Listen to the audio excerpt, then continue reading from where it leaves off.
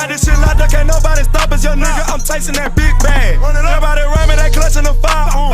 My younger day once on ride for him. He mugger, we up, and I hope that the. Alright, here we go. Shouts out to the subscribers. This is something very interesting. Can rival gangs coexist peacefully? Depending on what type of gang, what type of city you live in. I know where I'm from. A lot of the guys who gang bang, they live in the same neighborhood. And where I'm from is usually not always about color, red flags, blue flags, black, yellow flags, whatever. It's more about hoods. You know, you represent your hood, you're riding for your hood. Sometimes gangs do get in the way, but mainly it's about hoods. And even growing up in the hood, I had Crips and Bloods that were best friends. Like my next door neighbor and the guy who lived down the street, they were best friends. One was a Crip and the other dude was a Blood. So, and they coexisted with each other just fine. So it's about money and almost like territory. So the hoods really stick together. I mean, you have problems inside the hood, but you know, stick together the most part. So here we go, man. Shout out to Jubilee. 1, 2. Hey guys, this is John. Welcome back to Middle Ground. We just wanted to remind you that we have a podcast, and the podcast is called Radical Empathy. It's all about yourself. I respect it, John. I'm trying to get to the video, my nigga. You feel me? Almost guaranteed. Enjoy the episode. Well, I appreciate you. I still think I'm almost guaranteed that I'm gonna die from street violence. Are you okay with that though? Well, have you accepted that as a man? Yes. That's the thing. I wanted my message to impact gang culture. You know, I'm one of you. Wherever I end up, you're gonna know that you can end up there too.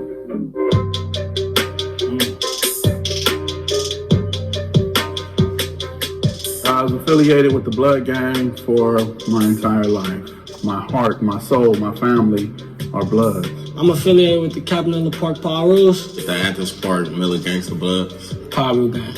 Black Peachstone Jungles. I'm affiliated with the Rolling 60s. Been gang banging for most of my life. No high school diploma, but I feel like I know it all though. When you're young, you know, the excitement of it, the brotherhood, you kind of like fall victim to it. But I feel like it also prepares you for the real world and gets you ready for like a lot of like obstacles that you might run across. Everybody just labels a gang member as just a terrorist threat. You know, just not real human beings, but that's not the fact. So that dude was in the same gang as Nipsey, the 60s. They got 60s, 20s. Hey, how you doing? You doing, bro?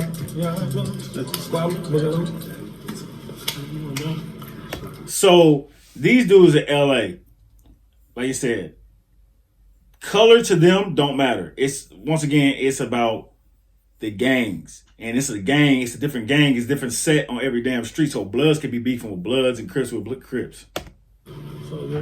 Yo, what's going on? My name's Seti Mack. I'm from Athens Park. I do rapping, comedy, and I'm just a jack of all trades, really. My name's Jay Nasty. I'm from Compton, Spooktown. Freshly paroled from prison, a certified welder. My name's Squabbler. I'm from the Jungles. I'm an up-and-coming artist from Los Angeles, California. My name is Skip Townsend, and I come out the West Adams area, and I'm a job developer and also do human development as well. Yeah, I'm Boogaloo. Westside Nellis. I'm one of the CEOs of Rosecrans Entertainment. Okay. My name YS. I'm from Cabanella Park. I'm an up-and-coming artist, and you feel me? I do a little bit of everything, just try to play my part. My name AD. I'm from Rolling 60s, and I'm a street activist. Okay, so everybody seem like they doing their thing. They doing a little bit of everything. So these dudes seem like they know each other. These 2, 3 right here, since they all, you know, buddy. If this statement is true for you, gangs aren't as bad as the media portrays them. So we all come. That's everybody big though. Yeah, let's talk about this stuff. A lot of people like in gangs, you know, we grew up together as like brothers. I can go spend a night at my homie's house. You feel like mama feed me. You feel what I'm saying? And together, we done came up with ways that we could feed the children. We done did backpack giveaways. We done did all type of shit. But the media, they always put out the negative about us, but they never like put out the positive shit that we done did. I feel like the media got like an old school perception on what gangbanging is or what gangbanging is about. And modern day gangbanging has evolved from what it's been back then. So now it's okay for Bloods and Crips to go to school together, to where back in the days you couldn't find a Crip at Centennial, you probably couldn't find a Blood at Crenshaw, like, you know what I'm saying? So nowadays we can coexist. They don't never really show the unity of Wikipedia. it all. Like, they always show the separation, the segregation. They don't really fathom the strength and the power we got inside our community. And I really don't think they really care about that. They put us in this one statistic box. That's how I feel. You know, and they leave us right there. That's where they want us. But it's really up to us to say, okay, at least the next generation is gonna come with something. It's gonna come with positivity. We living, but we really not surviving. We too in competition with each other. Everybody hard now though, you know? So I see everything on social media and everything. I'm really locked in with all. I mean, I posted something positive about me giving backpacks away and stuff at the park and all that with the homies and stuff. It got like, what, 1,000 views, 2,000. I get like 5,000 views and I'm posting something crazy though. You get me? When you doing positive, you cloud chasing. Yeah, bro, because that's what today's age is. The buffoonery and all the fake shit and all that clown shit gets all the attention. That's why people clickbait. That's why people do fake pranks and fake this and fake that, fake reactions and all this other dumb shit. Because the fake shit's gonna sell. The real shit is gonna sell, but it's gonna sell later. Doing negative, it's all good because that's what we used to. That's the bread and butter, I guess. That's what we already do. So what's happening right now is you about to leave a legacy, right? But it's not gonna be a financial legacy. See, if there was something you was doing positive and all them 5,000 views you got, they gonna dwindle down to about 200-300 if you was empowering the community and shedding light and, like you were saying, waking people up, then all that's gonna go away. But as long as you got the negative influence, well, you gonna leave that legacy, but ain't nobody gonna be able to eat afterwards. Someone I love. Big facts. Yeah. I'll be stepping for it. I'm gonna raise my hand if it pointed to me too, because I lost a couple homies. Like I said, I ain't never gang banged, but I have lost some friends. You ain't even got to get up, man. Just ask a question. The first time I ever seen somebody close to me pass away, I was young. My older cousin, right in front of my mama's house. Another black man, just typical statistic gang banging, and it's like visualizing that as a young boy is like that's probably one of the reasons why I am who I am today. Like it's traumatizing and it instantly adapts you to your community, to your environment, to where you at. Because it's like if you don't get down like this, you gonna get down like this. I was 19 years old, man, and I had seen a lot of people get shot. But I was sitting there talking to this dude. It was actually Kevin Sykes from 60s. We sitting there talking for about an hour. I'm waiting to go skating. And as soon as he crossed the street, the van pulled up. They had been waiting the whole time. And they gunned him. And that's really fucked me up, man, to see that. They could have easily just came up and got both of y'all.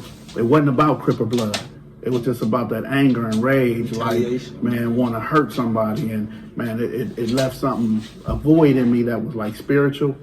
Like, man, what is God doing? But also that rage was like, man, I want to hurt somebody. And I took it with me from the age of 19, and I just felt suicidal. Like I signed up every day to go out and be dead. I didn't care. I'm going to hurt somebody, they going to hurt me.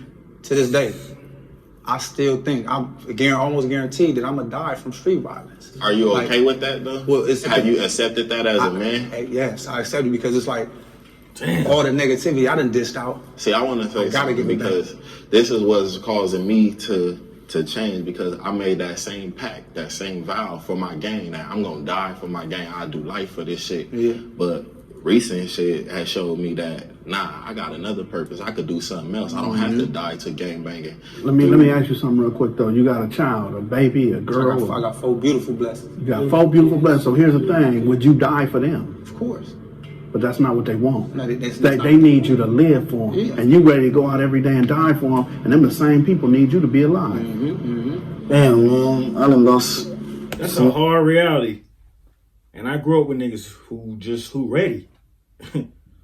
Go out every day and they don't care about what they surround, but they care about the surroundings. They just don't care. They don't give a damn. They just, if it go down today, it go down today. You know, like me, I was the type of person, like, I'm going out and if it go down, yeah, that's cool, but I need for it not to go down. I'm trying to avoid for it to go down. Them, nah, they sometimes made it happen to go down, so. Homies, I lost some Crip homies, I lost some Blood homies. I'm over with this gang banging shit. if something happened to y'all will see that I'm so serious about this shit. And I'm on a whole nother note, homie. Respect. You feel me? And I don't want to lose y'all. If motherfuckers don't wake up and let's save each other so it don't have to be no more losses, we're gonna lose. Straight up. I think peace between rival gangs is possible today. I do. I really do. It's gonna be hard. Look at the peacemakers move. Though. Right. I've actually did it. That's why I feel like it could be peace, because I've actually sat in a circle and had a conversation with my enemies, and we cleared the air and killed our little difference. Now, it's not peace between all my enemies, but it's peace with the main enemy, with us. And we not even gonna call it peace. We will call it an understanding, because that's what it was. The understanding was y'all stay on y'all side, we stay on our side. Don't disrespect that line, and we good. And keep all that internet goofy shit, dissing. Y'all keep that shit out of the circle. That's what get most of these niggas killed. That internet shit. Being tough guys on the internet, that's to get most of these niggas jammed up, going to prison, dead. It's a damn shame, man, what the internet do to you. It brings some money to you, but it also brings some drama to you. And it's been working so far. We had little bumps and bruises, but it's been working. This question was complex to me, because I'm thinking, like, are we talking about individually or gang-wise? Are we talking about in today's world, or like, are we working towards the future to get better? Because I believe that in the future, sooner or later, we are going to be able to function. Right now, with things that's been going on in the politics, it's hard to see it with the 8-Trays and the 6-Os. That was an eye-opener for LA, because it was like, if that's what modern day gangbanging is working towards right now, it just takes time. See, both them crit gangs, people and they still was beefing. like, it's a revenge cycle. It's people that'll kill you that don't gangbang. They family or friend or somebody that, you feel me? So it's like sometimes the peace don't even be like on us, because we're not bigger. Nobody bigger than the court, So it's like, all right, how is that one person right there just gonna say it's peace today, and then everything else is just peaches and cream? I look at it like peace today is out just for the simple cause of the matter. Like, it hasn't been a long period of time without a death or without a retaliation or without another man, woman from a rival gang getting murdered. Show that you don't want to come to my hood and bust on me or knock me down. Let me show you the same thing. And then once we get that understood, then you can go about your life and go by my business. But it's a thing called leaders and followers. It's some leaders that's gonna be speaking peace. You're gonna have some leaders like, no, they done did too much. It's this history, this is what it is. So it's like, as much as you want peace, I just live life for my individual peace. Joining a gang is a choice. No, that ain't no choice. I mean, yeah, I'm gonna step up to that. I believe that at the very bottom of joining a gang is ultimate. Joining a gang is a choice. I mean, like I said, I didn't gang bang, but I was gang affiliated, because I hung out with people who gang bang, and I grew up with these guys, played basketball with them, spent the night over their house, just go over to church with them, go to family dinners with them, stuff like that. And yeah, man, that's just how it is. Sometimes you choose it, sometimes you don't. Some niggas can't choose it, some niggas can. A choice. The power of influence is crazy, and it will blind you to make you think that it's not. A lot of people is family orientated, are born into it, but at the end of the day, I have the choice to say, yes, this is what I want to do. No, this ain't what I want to do, no matter what age I am or not. I feel like it's for sure a choice. It's not like how it used to be, where, like you said, you feel me, you got some type of ties to this game. Nowadays, it's like, oh, that little nigga look turned. Hey, you hang with a nigga for a cool amount of time, build a relationship with him. If you really a nigga and you feel me, you really got stripes and rep like you do from your area, you could easily take him over there and make it happen. It's a choice to certain people. Certain people just gotta go with the flow. It's not so much of a choice. It's like a way of life where I come from in my family, because we always gang banging. Like I grew up to seeing blue rags. I grew up to seeing my brothers gonna fight their enemies at parks. I grew up to seeing dope sacks. I grew up to my daddy whipping dope in kitchens and all that. So it's like, that's not a choice. It's just, you adapt to it. You adapt, because I didn't choose this shit. This shit chose me. I signed up and they accepted. You feel me? This shit like the military. Let's not play. I mean, my daddy from Compton, You know, from a kid, this nigga had me in this red Cadillac, slapping through Compton, rolling up weed and dope. My mama side of the family, my cousin from Palmer Block Crib. Then I got other cousins from neighborhood Pyru down the street. And then I moved to the 60s at 8 years old. Then my older cousins, they start gang. I got a few family members that gang bang. Mainly back in the day, but I got a few younger cousins that, dibble and dabble. Older brother that, is OG and whatnot. Banging, you feel me? So it was just a way of life for me. This is what my family was about. It wasn't no choice. Luckily, I had big homies to where they didn't want me to gang bang. You feel what I'm saying? They always told me play football. I had homies that didn't want me to gang bang either. You feel me? They was like, AD, go play basketball, go play football. I even had a nigga that Peanut. He used to come to me and say, stop gang banging. And I used to think this nigga thought I was soft, y'all. But the whole time, my nigga was being a real man and didn't want me to do this shit. You feel me? I want to be Bruce Lee, man. Bruce Lee, I want to come home and kick everybody, man. But the Crips was at the movie theater. So we had to fight the Crips, and I'm 9 years old, and I'm like, man, I want to go to the movies. So it wasn't a choice. It was like, man, at the age of 13, I'm like, you know what? I'm going to stop being a victim. I'm going to fight back. I'm more afraid of the police than I am of a rival gang. Hell yeah. Oh, shit, man. Can I start? Can I please? I'm starting this. I fear the police because they the biggest gang in America. I think we just so they basically got all right to knock us down with no justice after that. Yeah. And on the side of them cop cars, it says to protect us. To be a rival gang, to be in a gang, you can't be scared of other gang members. That's might be the first rule to be in a gang. No snitching. All right, Ryan, there's no snitching. You can't be scared. So if you, of the gang, with the police, police the biggest gang in the world. Government shit.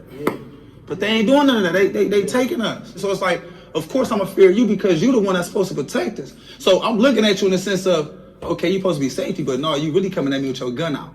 Right. You feel me? But I'm looking at this man. I know how he coming. Right. It's not a facade how you gonna come. Right, so I'm prepared for how you gonna come. Right. You feel me? So when a cop come at you, why off top? If I'm supposed to be protected and served. Hey, this nigga's smart, bro. This nigga is smart. He is smart. Let's nigga. keep it simple, man. He said, I gotta go first. I gotta go first. Because let's say, for instance, my enemy shoot me and I survive. I can go revenge and honor that. You feel what I'm saying? The police shoot me, I survive. What the fuck can I do? And he can smoke me and can get away with it. My homies ain't go rally up and go smoke them niggas. I know, you know where to go? They done sent him to Santa Barbara somewhere. You feel what I'm saying? He had a whole other department. Still got his position. That's it. It's fast. I want my kids to be in a gang. No. Not at all. Not at all. Today, don't miss the gentleman. Now, I say okay like that because some people do want their kids to join gangs, and that's how deep it is. Just like the mafia. Some of these kids are gonna join the mafia, the Irish mob, all that shit. I don't even gotta speak on this. The reason why I wouldn't want my sons or my daughter to be in a gang is because of the way the perception that society has on a gang. It's not about the way the community views a gang, because all that is an address. But if my child is from a gang, then I don't fear the communities around it. I fear the police. I fear that if my son break in a house, well, he should go to jail for a year or two. But if he in a gang, he gonna get a 12-year enhancement. I don't want my daughter to be in the gang because reality, there's only two roads to this shit: either death or jail. It's only few that slip through the cracks. It's like I don't want my kids to gang bang because I know how gang banging limits you. Definitely. You know, it keeps you stagnated. This nigga right here, bro, is smart. Out of all these niggas, he's spitting the most knowledge right now. He giving out the most facts right now. It's constructive ass conversation right here. This is dope. This is real dope. And you can't this is probably the dopest fuck the film. And be adventurous and see the world. And like for my son, my son, he can grow up and love a woman. Right. And her brothers could be from a gang that now you can't even love who you really want to love because just don't limit yourself. I don't want my kids to limit themselves. You feel me? generation of gangbanging is a gift and a curse because it's kind of beautiful because we come from a generation that we figuring it out, we breaking it out. We got a lot of black entrepreneurs, we got sports players, we got rappers, we got people that got their own clothing lines, and this is all people that came from a gang. So it's like we not all bad just because we came from a gang. But as far as my kids getting some of your favorite athletes gangbang to do all this stuff because you could go way further doing it. If, baseball, football, NBA, probably some hockey niggas too. Also, gang culture influences Tupac got influenced by gang cultures and cost him his life. So it's like, it's like gang culture influences everybody. But for my kids, my nieces, my nephews, and everybody under me, I do not want that for them because it took so much of my life. Me personally, I don't have any kids, but this topic right here, I got a little twist to it. It's the definition of the word, because see, us being black, the definition of a gang is, oh, they hoodlums, they thugs. But if you from a white gang, oh, that's a collective community. They just some regular people that do the same thing at the same time every day. So you know what? They call them an organization. My kids to don't call them a gang, they call it an organization. A damn good one. But like, our LAPD or our sheriff, some shit for us, you feel me? So yeah, I want my kid to be in a gang, a positive one though. Don't do this video. Real members aren't going to show up. Certified. Like, I already know everybody want to talk that shit. Certified. I feel like that comment is probably very kind of like valid in a sense because everybody would question that, like what type of gang members will want to speak openly about gangs on TV, but that's what separates the leaders from the followers of that gang. So it's all a mindset, y'all. It's really a mindset. I'm talking about getting over beefing with your enemies and everything. It starts with your mindset first, and hopefully I can shine enough light to everybody see everybody else see what I'm doing and be like, all right, he came from that. He did this and he doing this, and now look at him. He's still back in his hood, which I really commend Nipsey for everything he did, because he showed us that at the end of the day, Nipsey Hussle got so big and he died from gangbanging politics. He died being a 60 Crip that the world couldn't even believe it, so they said it was a conspiracy. But at the heart of it, he lived his life as a real gangbanger and did what he was supposed to do. And when he died for standing up for what's right. That every gangbanger should have felt the same way. And it showed behind the love that he got. That not even gang member or gangbanger, just any nigga who knows, who's familiar with the streets and how the streets are going. You don't have to be a gang member. You just have to have some connection and some intuition and some knowledge of how the streets go. It doesn't have to be astronomical, it doesn't have to be super duper knowledge. It be this small, as long as you have some knowledge. I feel like as a gangbanger, that's how you would want your legacy to be when you die. It's like, I'm bigger than gangbanging. For the people that judge this gangbanging and all that, it's like this, like, I'm you and you me. I could easily live your life. If God placed me right there, you feel me? I'm living my best life that I was given. I wasn't given a golden spoon. I wasn't given a silver spoon. I got this little styrofoam plate and this plastic spoon, and I'm gonna build and I'm gonna go with it. So before you get judgmental and say, this nigga right here, bro, he's spitting facts and gems, nigga. Come see, he's spitting gems. It's all about what you make it. I never thought that I would be sitting here with y'all. I never thought I'd be sitting with no blood. I think Lil AD, I think I've heard him on a few tracks as a rapper, and I don't think he was saying his name was Lil AD. I think it was just AD. If I'm not mistaken, same nigga. Sitting with no Compton Crips. I never thought I'd be sitting with no other gang but 60s. And I didn't want to sit with no other gang when I was a youngster. I didn't want to do nothing but go hurt people. I didn't want to do nothing but gang bang and make the hood proud. But now, that's out the question. My fight is for these people, for them. My fight is for every LA gang. That's my fight. I'm from every LA gang now. So if anybody got a problem with that, I got a problem with them pushing this piece, we gonna holler. We got it out the mud. We ain't had no loan like Donald Trump, no $1 million loan. We got it out the mud. Beautiful. That's beautiful.